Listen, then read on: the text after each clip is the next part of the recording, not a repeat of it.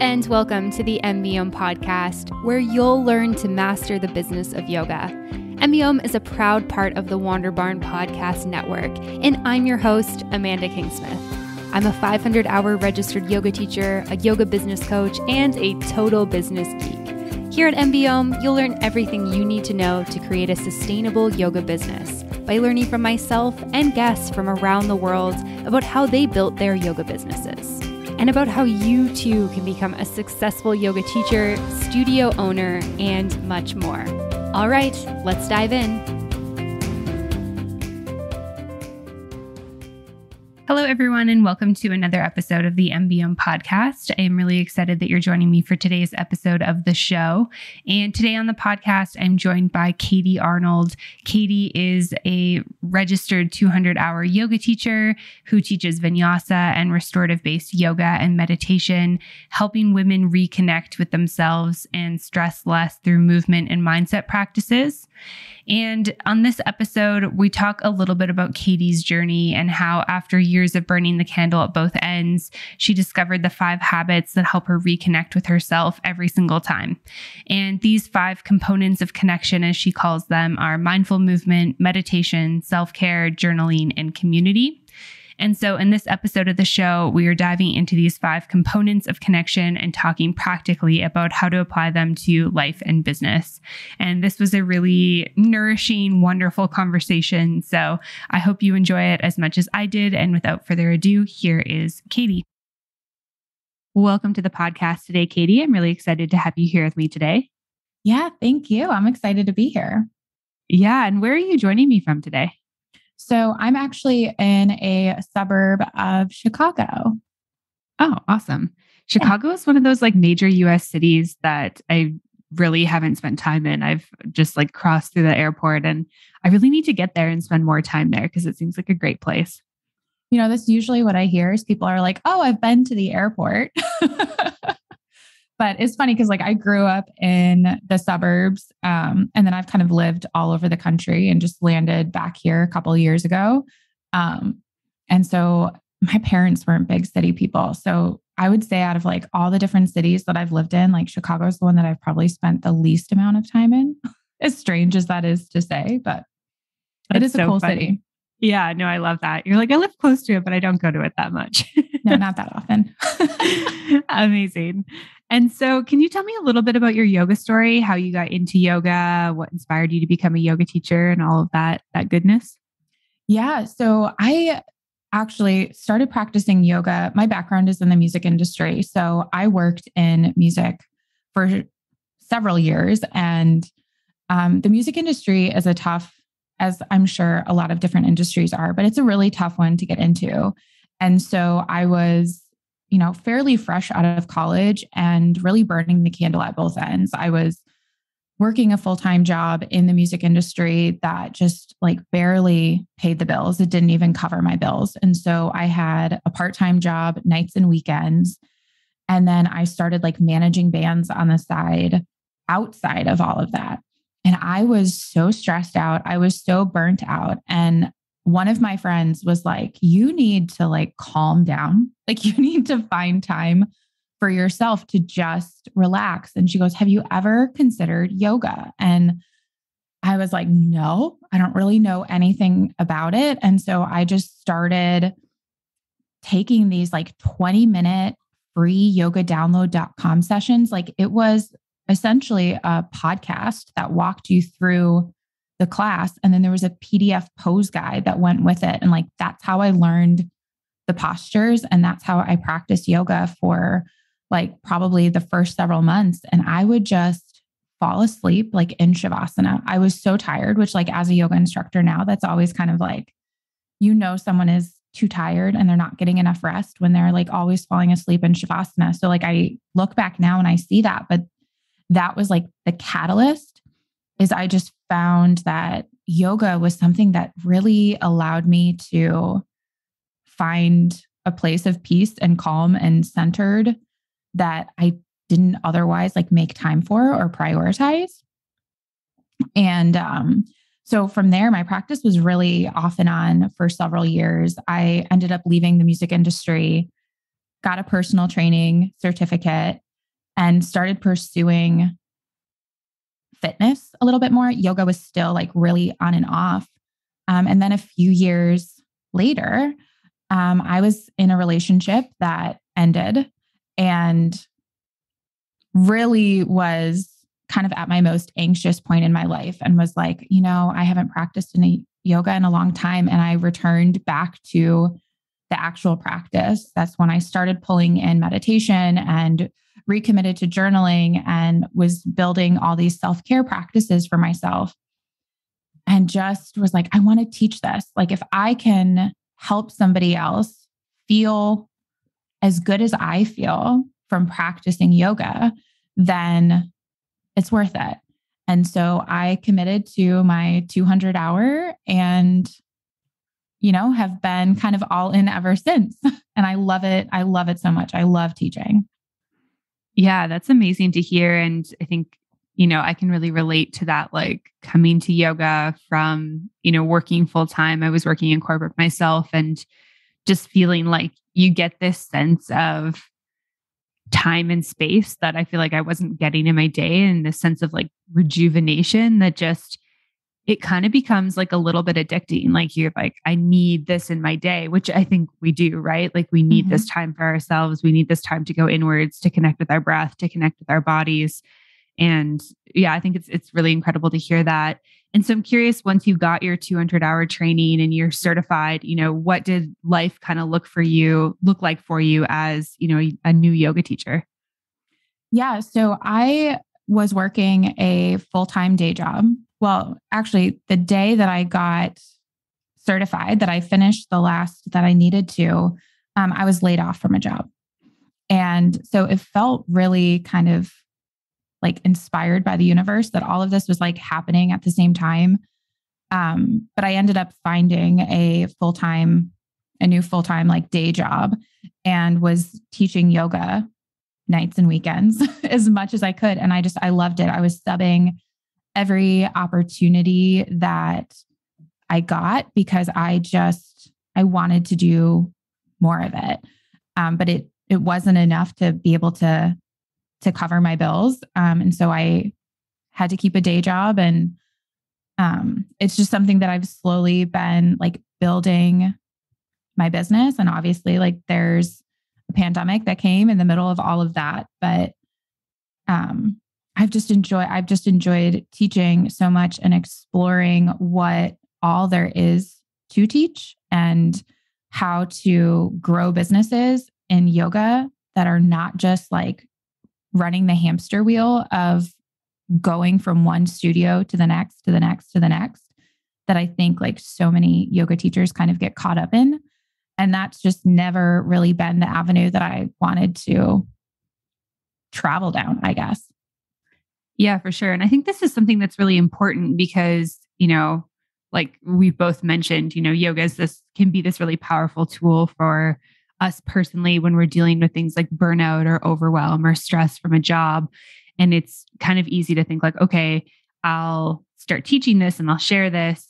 But being a teacher is so much different than being a practitioner, right? Like when you're holding the space and leading the practice, you're not getting like the same benefits as when you're practicing yourself. And I think that it can be kind of a slippery slope of like, getting back into those habits of, overworking yourself or maybe burning yourself out or, burning the candle at both ends. And especially with teaching, and maybe this is more so kind of like pre-pandemic where maybe you're teaching like 5 classes a day at like 5 different studios and you've got to commute between each one of them. And like, that's like a busy full day. Like you could be basically out of your house for like 16 hours. Oh yeah.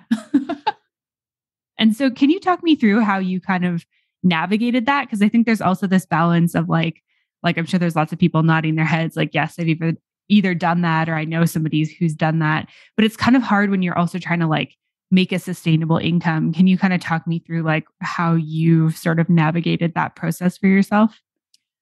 I mean, I really, for the most part, I taught at one studio, which helped a little bit in that regard, but it was a smaller studio and there were only a few teachers. So it was really hard if someone needed a sub, like you were probably the only option.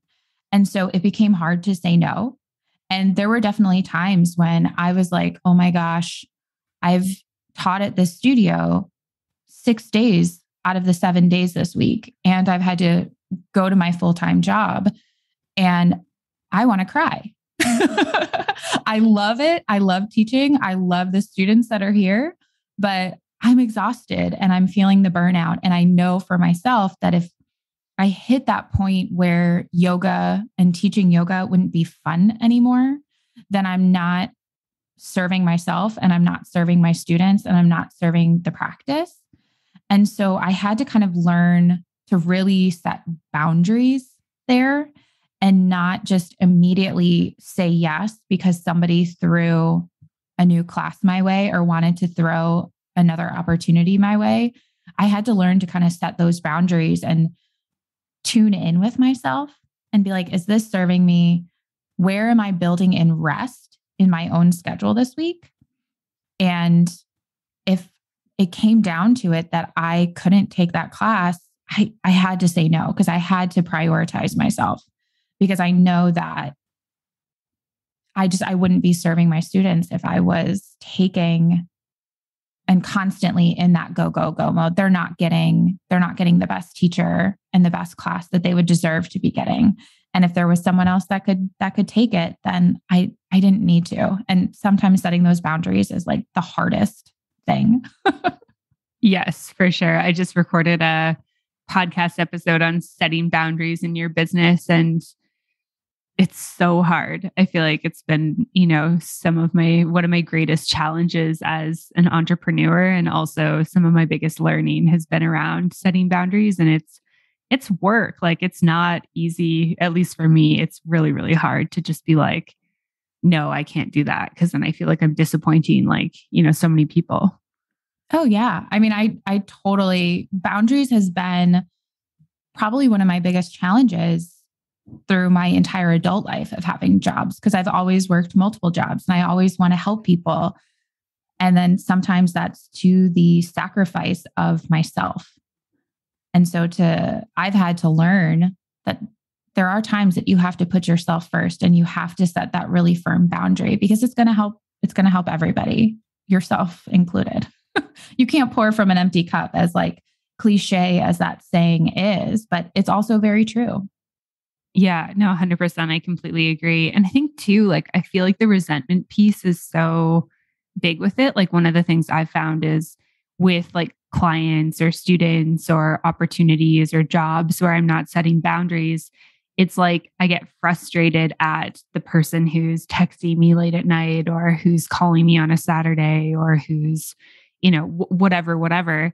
But it's like, I haven't set this boundary. Like, if I told them, hey, I don't answer texts at this time, or I don't pick up my phone at this time, or I just don't answer my phone, that's me setting a boundary. And the only person to be frustrated with is myself, really, because it's like, these people are just doing, what they know as normal when it comes to working with me because I'm not setting any boundaries. And I feel like that's like, kind of taking self-responsibility for that was something that was hard, but also, really empowering for me. Yeah. Yeah. And so I want to dive into, I know you've got kind of like 5 habits that have really helped you connect with yourself. I'd love to dive into those. Can you share, what those are and kind of how you bring them into your life? Yeah. So they're what I refer to as like the 5 components of connection, because for me, I really found, whether it be through getting laid off from my job or heartbreak, like relationships ending, loss of loved ones, just kind of like life throwing you these like intense curveballs sometimes that you're just like, how did I get here? And how do I get myself out of it? These were like the things that I have found are really like, they lay the groundwork for me and they allow me to come through those moments a little bit easier. And so they're mindful movement, meditation, self-care, journaling, and community.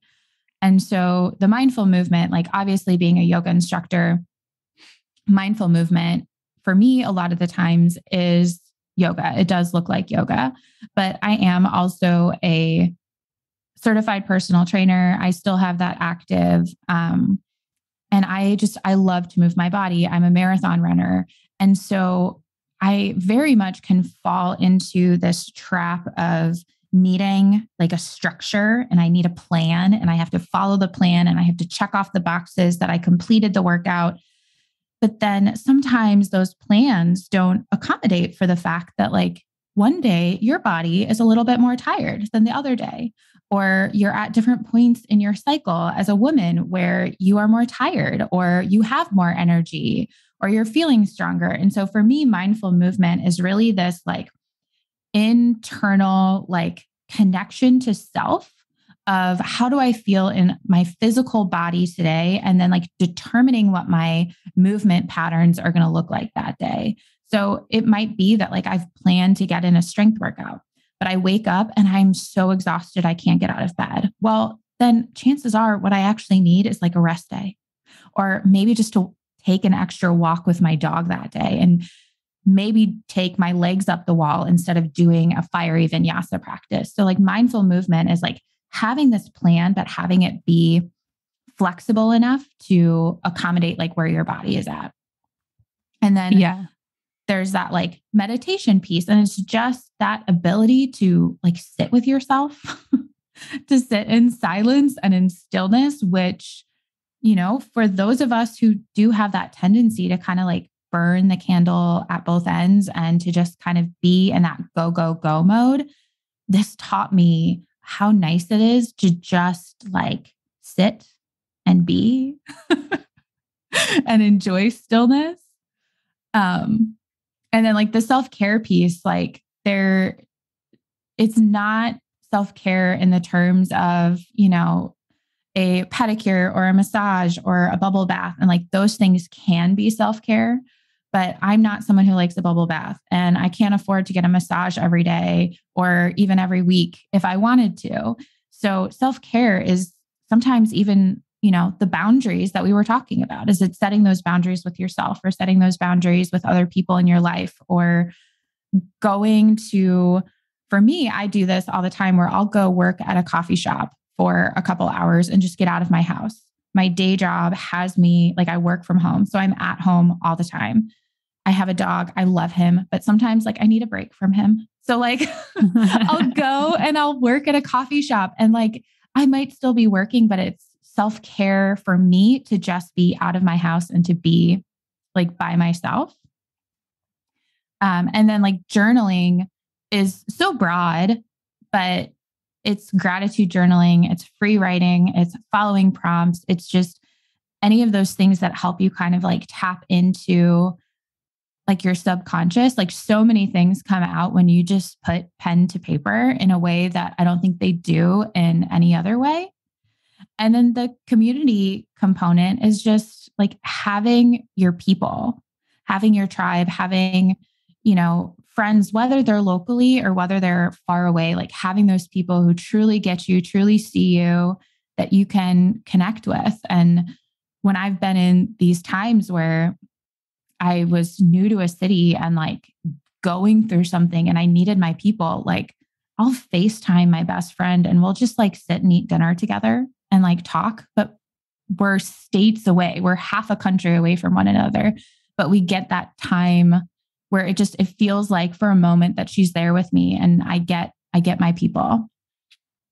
Yeah, for sure. I mean, that's been, I think, so hard for so many of us over the last 2 years with the pandemic too. It's just been like this separation from our loved ones, this separation from our community. And obviously it's such a blessing to have this like digital world that we live in where we can connect so easily via FaceTime or some sort of, you know, chat, Zoom, like we're connecting over right now. I mean, it's not the same as being able to like hug that loved one in person and have their energy in the same space as you. But I feel like, you know, it really does help to have that. And I feel like that's one of those things that can really like fill your bucket up. And I mean, that's even kind of like a form of self-care, you could say as well. Oh, for sure. And I mean, they all are really at the end of the day, like for so many people and myself included, like meditation is a form of self-care. Yoga is a form of self-care. Like they all really kind of fall under that. But I found like for me, it's just like, it's this combination of all of these things that just help like bring me home, like in my own body in a way. They help me like reconnect with myself so I can like continue to show up as my best self. And yeah, they're kind of like, they're not magic, but they almost like feel like magic to me when I take time away. And then I come back to them. I'm like, oh, why did I ever like stop doing that? I feel so good when I do this. So yeah. Right. It's so we're such like interesting creatures as humans. And I'm sure that there's like some human psychology or behavioral psychology around this that I'm not totally familiar with. But I always find it so interesting when we know that there's things that make us feel good, yet it's like we'll still have these like really natural moments in our life and in seasons of life where we don't do the things that make us feel good. Right. And then we come back to them and we're like, why have I not been doing this? Like it can be, for me, definitely this list really resonates. And then I also think about like with eating habits and whatnot, like I feel like eating is definitely one of them, like we just passed the holiday season at the time of recording and, we made like sugar cookies and eggnog and it's like, yeah, it's delicious and I don't have any guilt or regrets or anything, but then it's, a week later, I'm like, okay, I need to get out of my sugar coma. And I'm like, all right, I feel like so much better when I eat like 3 meals a day that don't consist of a sugar cookie with each of them. Yeah. Like I feel so much better when I'm like eating my broccoli. Yeah, for sure.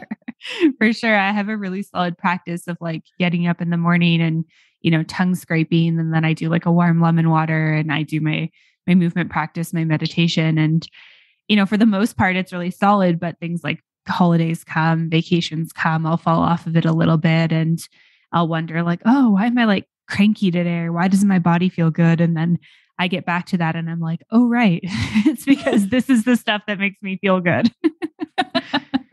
I think we can all like relate to that. Totally. Yeah, no, for sure. And I think on that note, I would love to hear a little bit about because I think that this can be like, a lot of people are like, okay, great. Yeah. Like all these things sound really awesome. I know they're good for me. I know they make me feel good, but it's so easy to get caught up in life. Like, we're busy, we're entrepreneurs, we're working full time. Some of us have families. How do we like make time for these different components of connection in our day-to-day life? Yeah. I mean, I like to encourage people to start small. Like with anything that you're doing. So I'm not asking you to commit to, 2 hours a day to yourself. I know that that is not feasible for probably, the majority of people, myself included in that. So starting small and like building routines, building habits that you can stick to. And so if all you can find time for is 3 minutes to sit in meditation in the morning, then sit for those 3 minutes. Like ideally, science shows us that it's like you want 10 minutes on average is like where you really start to see the benefits of meditation. But it's like, start where you're at, start with 3 minutes, start with a simple gratitude practice that at the end of the day, like write in your journal one thing that you're grateful for that day. And if it's a really terrible day, then like really show up even more for yourself to write it down. And I know that like through my hard seasons of life, like the journal prompt, the gratitude might have only been the fact that I woke up and I was able to breathe that day. And if that's the only thing that you can find, then you write that down. But so you start small, you show up on your mat for 15 minutes. I have YouTube videos for yoga classes and stuff that are 10, 15, 20 minutes because I want these practices to be things that are accessible to actually fit into our lives. And I don't want anyone to think that it has to be this really long, intense practice for you to benefit from them. Like start where you are.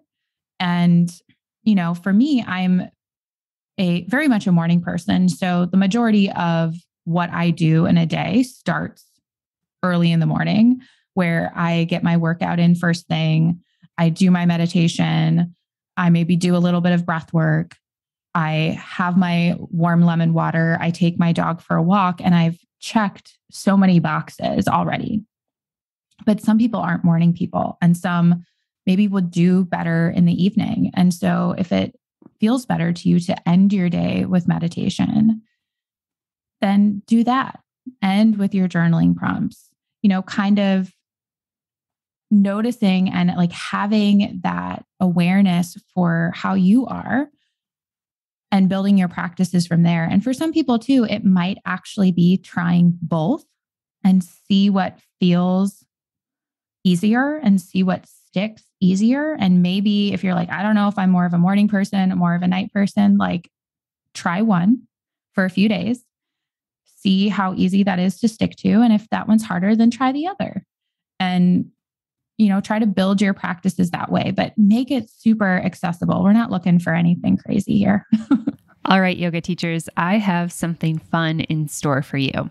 I am super excited to introduce you guys to Magic Mind, the little magical elixir which makes your body hum.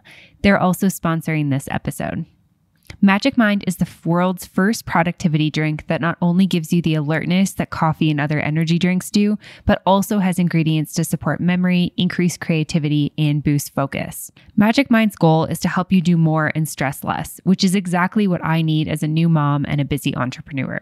I really love Magic Mind because it helps me with my procrastination and brain fog, but doesn't give me the jitters and crashes the way that coffee does. For me, I love to enjoy my Magic Mind first thing in the morning. I heat it up with some frothed milk and make a little matcha latte, which is the perfect way to start my day. So if you are looking to have more energy, more productivity with something that gives you all natural ingredients, Magic Mind gave me a 20% off code to share with you. It is yoga. So go to magicmind.co/yoga and use the code yoga to get 20% off your first order. Once again, that's magicmind.co/yoga and use the code yoga to get 20% off your first order. All right, now back to the episode. Yeah, I think that that's super important. I remember I learned about Ayurveda for the first time in my 200-hour training, and I was like, wow, this all sounds amazing. And then I think I ordered like a starter kit or something from Banyan Botanicals, and it had like all the different types of oils and, et cetera, et cetera. And I'm reading through like the booklet or whatever they sent me. And I'm like, how much time did these people have? Like, I don't have this type of time to oil my skin for like 40 minutes and then like oil my nose and then like take a shower and like get ready and then, tongue scrape, do the lemon water. And what I found is like, okay, these are ancient traditions. And of course it would be so amazing if we had 2 to 4 hours in the morning to take care of ourselves in that way. And, certainly I could probably get up at an earlier time to do that, but I'd prefer to sleep. So I basically took that stuff and like you're saying, like modified it for my modern life. What's a time that I feel good about getting up and, how can I take some of these like self-care practices and, movement meditation practices and integrate it into my life in a way where it feels like, yes, I'm taking care of myself, but I'm also not spending my entire morning taking care of myself, because then for me, that kind of runs me into feelings of like guilt because I'm not working, or it makes me feel stressed because I do have things to do and, et cetera, et cetera. Right. Well, and I think like it's also important to note for people that like there's different seasons of your life. So you might go through seasons where it's easier to stick to these practices, or you might have more time. And then you might have seasons where things need to change a little bit. And maybe the practices need to take a little bit of less time, or maybe the time that you do them needs to change. And so allowing yourself, and instead of like getting frustrated with yourself in those seasons that things change or fall off course or whatever, like being flexible with that and allowing them to change with it. And also like with that, my practices change a little bit depending on the day. So having a day job means that like in the morning, I don't have all the time that I would maybe want, or all the time for the self-care practices that I may want during the week. But so it means on the weekend, like the start, a lot of my routines stay the same. I get in my movement, I meditate, I drink my warm lemon water, I take my dog for a walk. But then because I don't have to jump into work I pick up a book and I read for half an hour or an hour. And it is so comforting to me. And I don't have the time for that during the week, but that's okay. I make the time for it when I can. And now I like really look forward to my weekends where that's an option. Yeah, I love that. And I think that that's such a great thing to bring up. And I think just a personal example I'll share is I was telling you before we hopped on, at the time of recording, I'm super pregnant, like 37 weeks pregnant. So full term waiting for my baby. And, obviously like going through the changes, like watching my body change through pregnancy has been really interesting, but it's also kind of been this chapter of life where I've really had to adjust sort of my schedule and my habits. And, it's gone from like having a certain type of practice in the morning to being like, I just need to kind of tune into my body and see what my body needs. Because doing a regular practice is not something that is really even feasible for me at this point because my belly is so big and my body's just so different. But, I'm still getting up in the morning and, doing my tongue scraping, my lemon water, my movement, my meditation. It looks different. It's slower, it's not as long. It's just a different type of practice and being really okay with that kind of like shift in this season. And then, similarly, obviously it's going to shift again once I actually have the baby, and that'll be, a whole different kind of chapter. But I know when I first got pregnant and my body started feeling different, it was kind of like, okay, I need to adjust this like routine I do in the morning. How do I do it? Like, I want to keep doing these practices. And it really just took kind of like tuning in, like, what does my body need today? And kind of letting go of, am I doing actual yoga poses? Am I doing actual yoga? Am I doing it for a certain period of time? And just being like, I'm just going to do it for, in whatever capacity feels good. Yeah. Yeah. And what a beautiful like ability to tune into yourself, right? And like figure out how to adjust those things for yourself and like, but still prioritizing those things that make you feel good. Yeah, for sure. And it's so interesting because I feel like it was challenging, like definitely. And I have these really solid routines, but I think it's also because I do these things that we've been talking about that I was able to kind of adjust them, if that makes sense. No, 100%.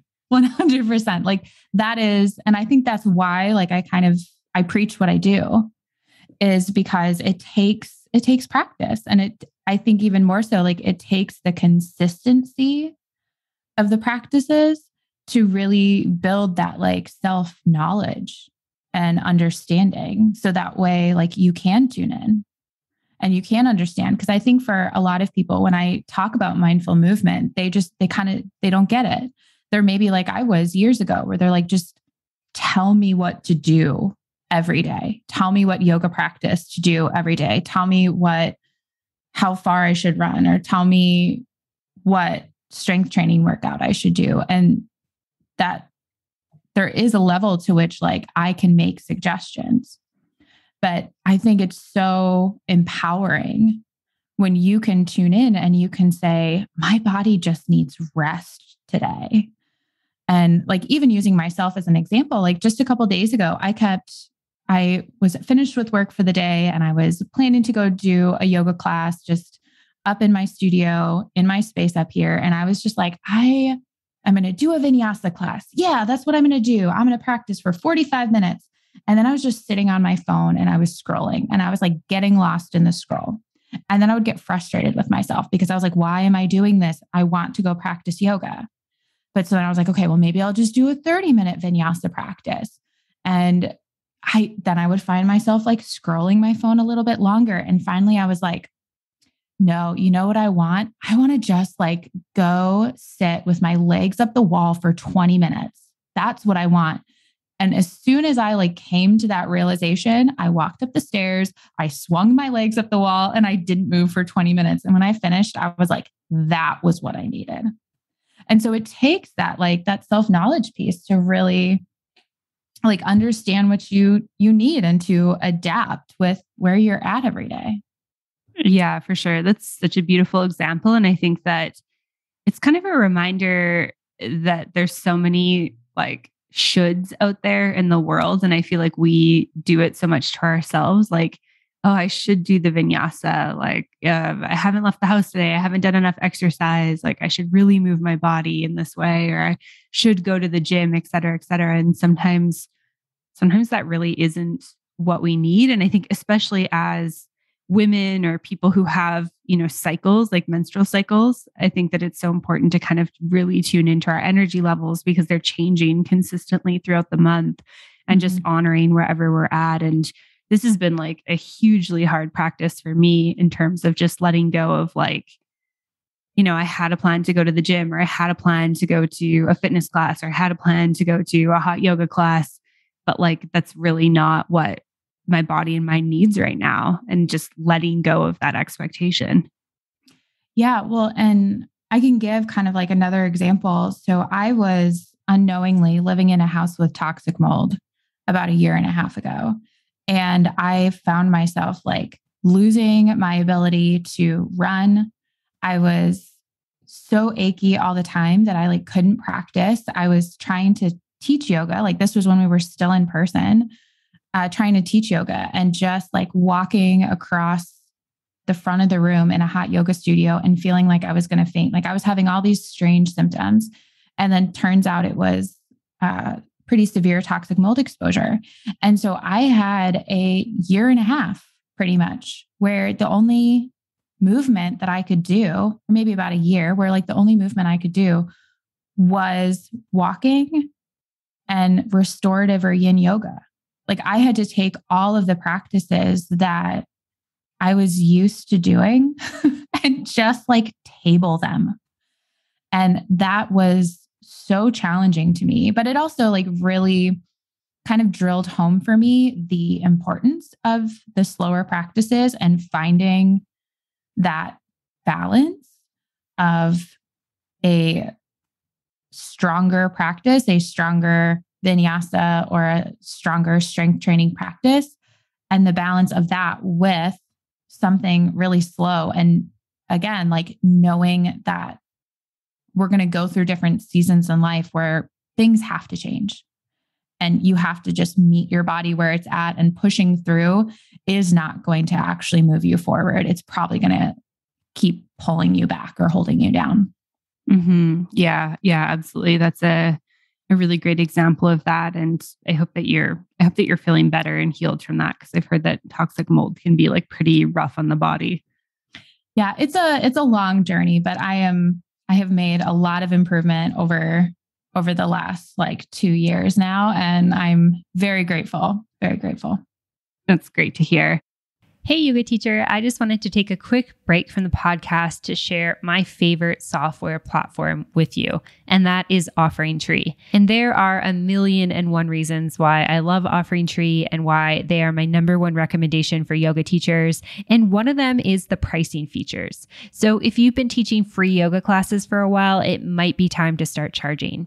I know when you hear that, you might cringe a little bit inside, and it can feel a little bit scary to take the leap to charging for yoga classes, but there's actually a way that you can bridge that gap and transition from teaching free to paid classes, and it keeps your yoga classes accessible for everyone.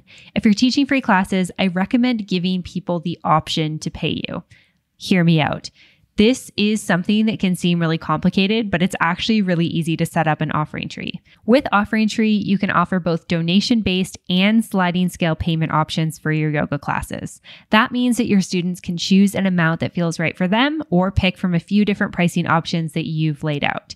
Instead of receiving random PayPal or Venmo deposits as donations for your free classes, now everything is in one place with Offering Tree. Have I also mentioned that Offering Tree is super easy to use and super affordable? And that's just a few of the reasons why I love them. I've partnered with Offering Tree to offer a special discount to you. So if you're looking for a scheduling tool or website that's easy enough for you to set up yourself, go to offeringtree.com/MBOM for a 15% discount off 1 year of Offering Tree, or 50% off the first 3 months. Once again, that's offeringtree.com/MBOM. All right, now back to the episode.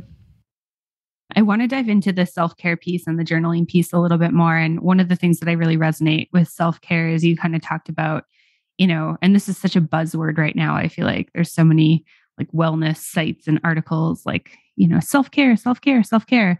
And I think that it's easy for us to kind of maybe get an idea of what self-care is without really, I guess, considering how self-care or what self-care can be for us. Cause I feel like it's very much not what, some publication on the internet tells you it is, and rather, how you start to feel like you fill your cup up. And, I'm the same way as you. Like, I love massages. I would love a massage once a week, but that's not in my budget either. And, I certainly think of when I treat myself to a massage as a form of self-care, but for me, it's not like the daily work that I do, I guess. And I think of self-care a little bit more as, just getting up in the morning and giving myself that time to meditate and to move my body. It's the time that I take when I step away from my computer to actually, make a meal for myself. And then I enjoy it, with my husband or just by myself, not staring at my email inbox. I'd love to hear like some of your favorite types of self-care and kind of how you integrate self-care into your life. Yeah. So I'm a huge fan of just having a variety of self-care options, things that you can choose from, and a lot that really are free or very easy on the budget. One of my favorites right now is actually breath work. Whether it be like alternate nostril breathing is one of my favorites. I also really like breath of fire. Those practices have been like a huge part of my last like year and a half as well, is just like using breath work to calm my nervous system or bring a little bit more energy. I really like those. I also like, I'm the kind of person where it's like eating your favorite comfort food. Like I grew up eating like mac and cheese with tuna in it.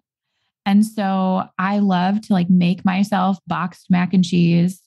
I can't do craft anymore. I like have my dietary restrictions, but having like mac and cheese and throwing in a can of tuna and adding some veggies to that. And so it feels a little bit healthier, but like having the food that is comforting to me, or getting out in nature, like taking my dog for a walk is his favorite thing, but it's also become one of mine because we get that fresh air. And so we do that like usually 3 times a day because it's a moment for both of us to just recenter, release how our mornings went. I also am a fan of just like turning on music, like, and especially for me, having worked in the music industry, like music has always been like such a big part of my life. But when I left the music industry, my like personal relationship with like music as a whole was really strained. And I wasn't finding even just like listening to my favorite artists being as much of a release as it used to. And over the last couple of years, like that started coming back to me. And I think it's partly because I love podcasts. I love listening to podcasts. I love listening to audiobooks. Like we are always on our phones, like consuming all of this content that sometimes I hit a point when I'm just like, I can't listen to it anymore and I need something else. And I find myself like craving music. And so I'll just turn it on and listen or sing along or dance around like awkwardly and stupidly in my kitchen, but like no one is seeing me except for my dog. Like it's just the things that let me just kind of like relax my shoulders again and like pull them out of my ears. And there's so many different things that could be for people. For someone, it could be just like sitting and cuddling with their dog for half an hour and having their phone like across the room or in another room. So you're not tempted to pick it up, but you're like getting that animal therapy. Or maybe it's like taking a 20-minute nap in the middle of your day because you need that like time to reset. It could be sleeping in. Like, I think there's so many different ways that like self-care can come into our lives that are cheap or free or so accessible to us that it does not have to just be like a bubble bath or a massage or a mani-pedi. Like those things can be great and they definitely have their time and place, but like there's so many other things that allow us to just care for ourselves and show ourselves that we are caring for ourselves. Yeah, definitely. I completely agree. And thank you for sharing that. I think even I was thinking, something as simple as like a nice cup of your favorite tea and like sitting on the couch and putting your feet up in like a quiet room. And again, with your like phone away, because I feel like have such a social media addiction that I'll end up like scrolling, which is not how I take care of myself in any way. But just being able to like, pull up a book with that or just like sit quietly, I feel like that's such a gift in this like busy, noisy world that we live in. Absolutely. Absolutely. Amazing. And I want to dive into journaling as well. Journaling has been something that has had a pretty like profound impact on my life, but it was definitely like a rocky relationship at first. I was the type of kid who had like, journals and diaries, like the little ones with the little keys and stuff when I was much, much younger. Oh, and me too. yeah, I'd write about my like, little daily things that were happening in school and stuff like that. And then I kind of really like lost, I guess, that practice for, my older years and into my early 20s. And then my husband was like, you should start journaling. I was dealing with some personal stuff, probably my mid 20s. And I was like, okay, I'm open to it. So, I bought a journal and I sat down and I'm like, but what do I write about? I had this kind of struggle in terms of like, what do I write about? I was so disconnected from how to even, sit down and just put my thoughts onto paper because I hadn't done it for so long. So I'd love to hear a little bit about, maybe your journaling practices, tips you have for journaling. If there's somebody out there who's like me 7-8 years ago when I was first starting this, like, how do we get over that hump of like, yeah, there's like things happening for me. There's things in my mind, but I don't know how to put them on paper. Yeah. Well, my story is very similar to yours. Like I had the diaries growing up with the keys and like, I would write my dear diary, like, such and such happened. And I then fell away from that practice for many, many years. And it was in my like upper 20s, I think mid upper 20s, where I found myself like craving that again. I've always been someone who has enjoyed writing. I started a blog like before it was a thing. And so I would write in that, but I craved that, like, I want to call it like intimacy with myself, like not where I was writing and putting things out to the world, but where I was actually writing for myself. And I didn't know at first, like how to make that look. And I was like, I feel like this is just going to become like such a childhood moment of like, dear diary, this is what's happening in my life right now. And I didn't want that. And so I ended up like creating a whole project around it where I released like for a year, a different journal prompt every single day and used that as a way to start to like understand that there was so much more that journaling could be. And that I could still have the days where maybe I wrote on my day or wrote on a situation that was happening or wrote on the relationship that wasn't going the way that I wanted. But it just allowed me to start to see that there was more to the practice than just like dear diary that we think of from when we were little. And then kind of in one of my kind of like harder, darker moments of life, I started picking up a gratitude practice. And every single day, I forced myself to write down like 3 to 5 things that I was grateful for from like that specific day. I didn't want to be going really broad and just being like, oh, I'm grateful for my family. I'm grateful for my friends. I'm grateful for a job. Like I wanted to get like really specific in a way that would like tap into like my emotions and tap into my heart. And so, and some days maybe it was more broad, or some days if it was like a really hard day, I was just grateful for my breath. I was just grateful that I woke up. But to challenge myself to be like, oh, I'm really grateful for that conversation that I had with X friend over coffee today, because, oh my gosh, I didn't realize how much I needed that.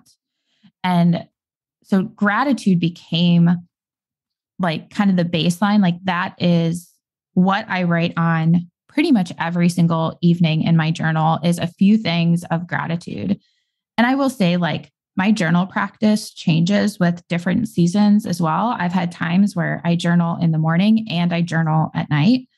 Right now, I don't do that. I only journal at night, but gratitude is that like consistent thing, is because that has helped me through some of my worst anxiety and really helps me find, well, gratitude and joy for like those little moments of life.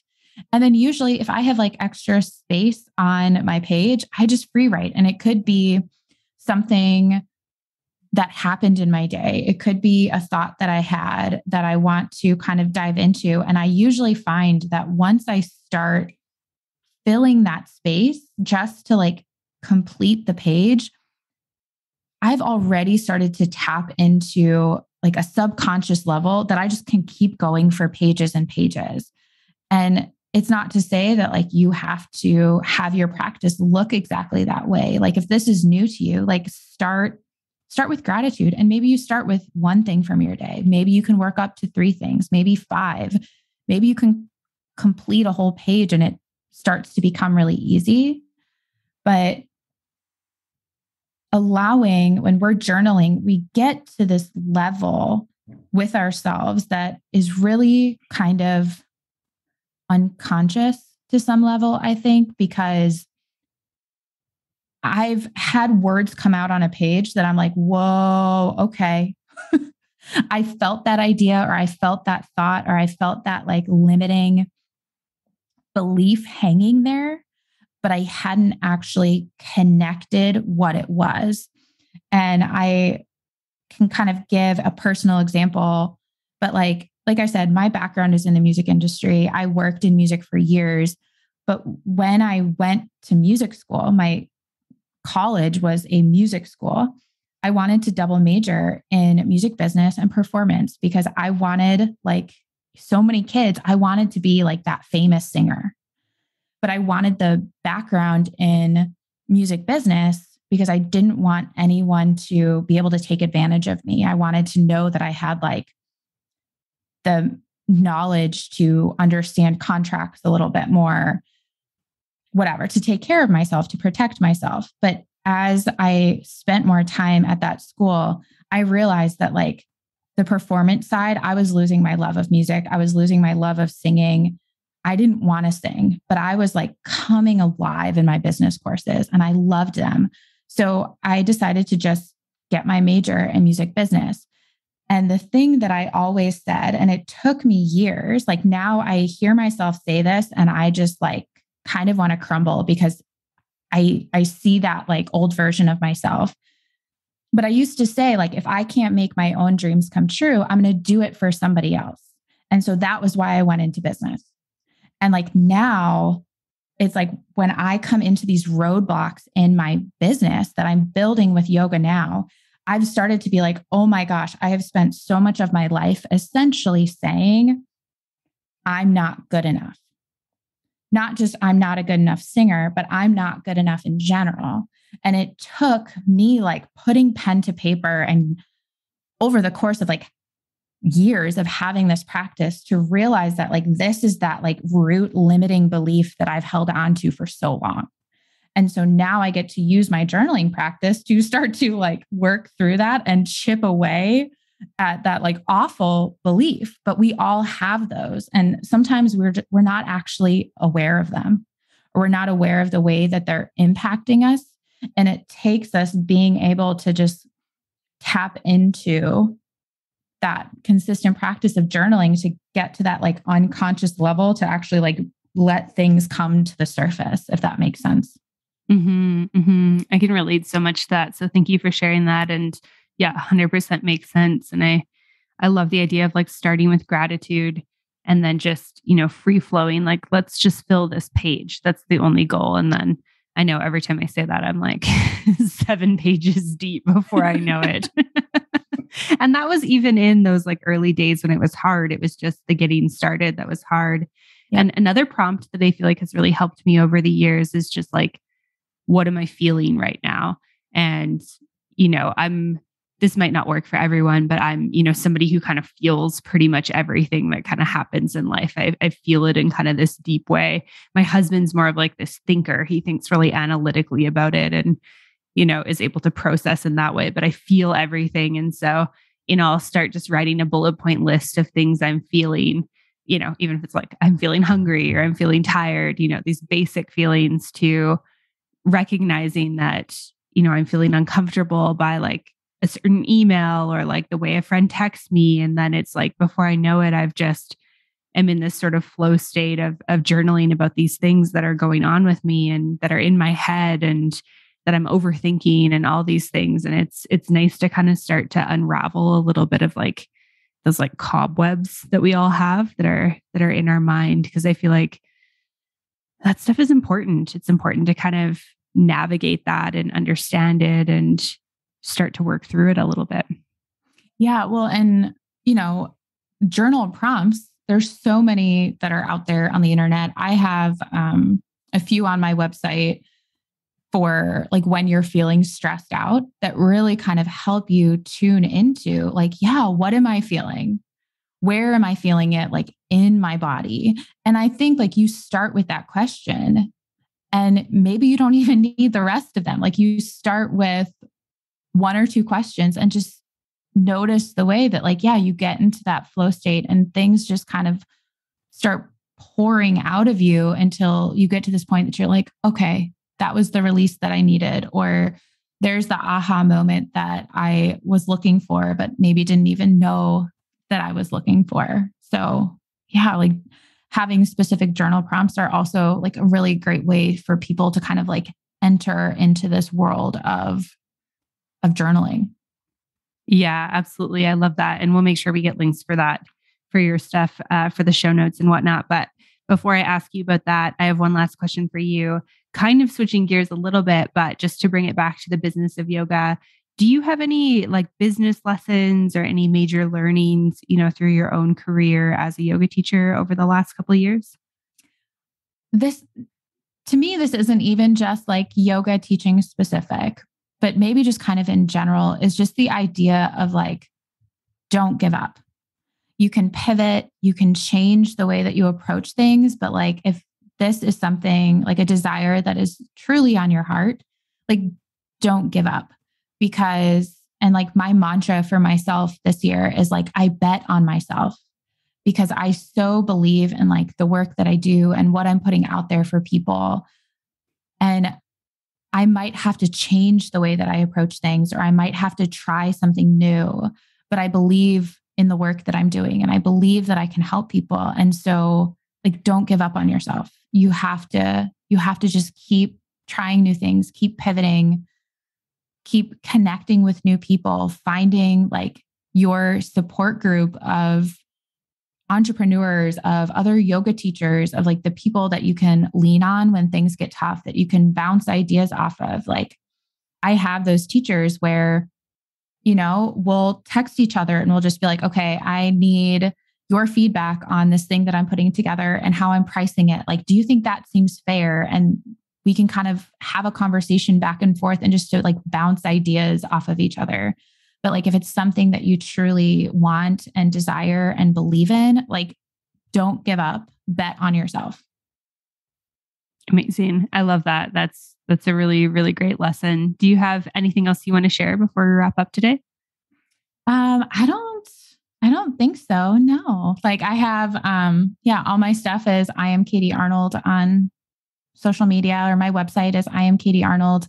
I launched a podcast this year. That's the Soul Connection podcast. And it's guided meditations followed by a journal prompt to go with that meditation. So I'm really just trying to help take all of these practices and make them really accessible for people. And so, yeah, I hope people find them helpful. Beautiful. Well, we will make sure that there's links for all of that good stuff in the show notes. And yeah, thank you so much, Katie, for your time today. This has been great. Yeah. Thank you for having me. I so appreciate it. Yeah, no, I've loved having you on. So thank you for coming on the show. Thank you so much for tuning in for this episode of the podcast. To find links, notes, resources, and everything mentioned in today and all episodes of the show, you can head on over to mbomyoga.com. You can find the podcast and myself on Facebook and social media at Mastering the Business of Yoga. And I would love for you to join the private Facebook community, Yoga Business Badasses.